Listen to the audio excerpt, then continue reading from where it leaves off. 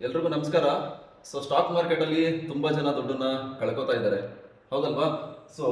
Stock ಮಾರ್ಕೆಟಲ್ಲಿ ನಾನು first of all ಹೇಗೆ ಉಳ್ಕೊಳ್ಳೋದು, ಹೇಗೆ ಬಿಗ್ ಲಾಸಿಂದ ಬಚಾವ್ ಆಗೋದು ಎಲ್ಲ ನಿಮಗೆ ಈ ಒಂದು 2 ನಿಮಿಷದ ವಿಡಿಯೋದಲ್ಲಿ ಕ್ಲಿಯರಾಗಿ ಎಕ್ಸ್ಪ್ಲೈನ್ ಮಾಡ್ತೀನಿ. ನೋಡಿ, ನಮಗಿಲ್ಲಿ ಮೊದಲನೇದು ಬಿಗ್ ಪ್ರಾಫಿಟ್ಸು, ಎರಡನೇದು ಸ್ಮಾಲ್ ಲಾಸು, ಓಕೆನಾ? ಮೂರನೇದು ಸ್ಮಾಲ್ ಪ್ರಾಫಿಟ್ಸು, ನಾಲ್ಕನೇದು ಬಿಗ್ ಲಾಸು. ಈ ಥರ ಒಂದು 4 ಟೈಪಲ್ಲಿ ಬರ್ತದೆ, ಅರ್ಥ ಆಯ್ತಾ?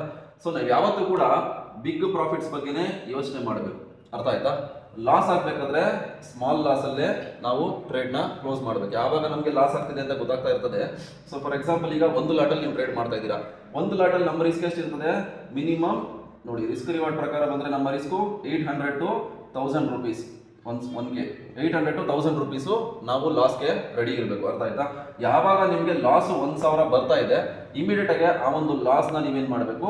ಕಟ್ ಮಾಡಬೇಕು. ಇಮಿಡಿಯೇಟ್ ಆಗಿ ನೀವು ಲಾಸ್ನ ಕಟ್ ಮಾಡಬೇಕು. ಯಾವಾಗ?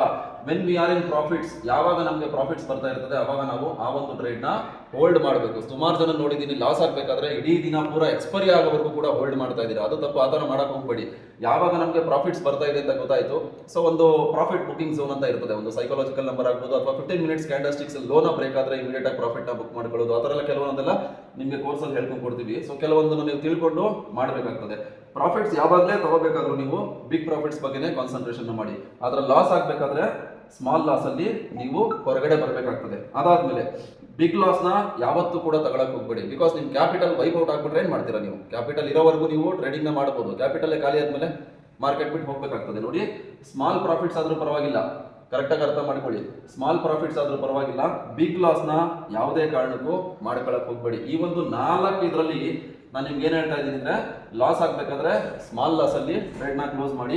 ಸ್ಮಾಲ್ ಪ್ರಾಫಿಟ್ಸ್ ಬಂದರೂ ಕೂಡ ಪರವಾಗಿಲ್ಲ, ಬಟ್ ಬಿಗ್ ಲಾಸ್ನ ಯಾವುದೇ ಕಾರಣಕ್ಕೂ ಮಾಡ್ಕೊಳಕ್ಕೆ ಹೋಗ್ಬೇಡಿ, ಅರ್ಥ ಆಯ್ತಾ? ನೋಡಿ, ರಿಸ್ಕ್ ರಿವಾರ್ಡ್ ಅಂತ ಈಗ ನಿಮಗೆ ಒಂದು ತಿಂಗಳಿಗೆ 22 ಟ್ರೇಡಿಂಗ್ ಸೆಷನ್ ಇರ್ತದೆ. ಎಷ್ಟು ದಿನಕ್ಕೆ? ಒಂದು ತಿಂಗಳಿಗೆ, ಅರ್ಥ ಆಯ್ತಾ? 22 ಟ್ರೇಡಿಂಗ್ ಡೇಸ್ ಇರ್ತದೆ.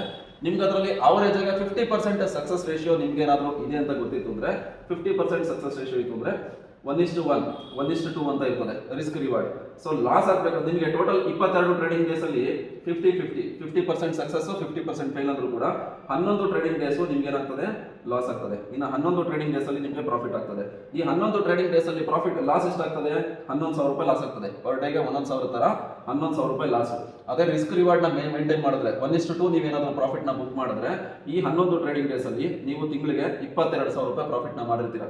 22,000 ರೂಪಾಯಿ ಪ್ರಾಫಿಟ್ ಅಲ್ಲಿ 11,000 ರೂಪಾಯಿ ಮೈನಸ್ ಮಾಡಿ ಓವರ್ ಆಲ್ ನೀವು 11,000 ರೂಪಾಯಿ ಪ್ರಾಫಿಟ್ ಅಲ್ಲಿ ಇರ್ತೀರಾ. ನೋಡಿ, ನಿಮ್ ಕ್ಯಾಪಿಟಲ್ ಕೂಡ ಸೇವ್ ಆಗಿರ್ತದೆ, ಹೌದಲ್ವಾ?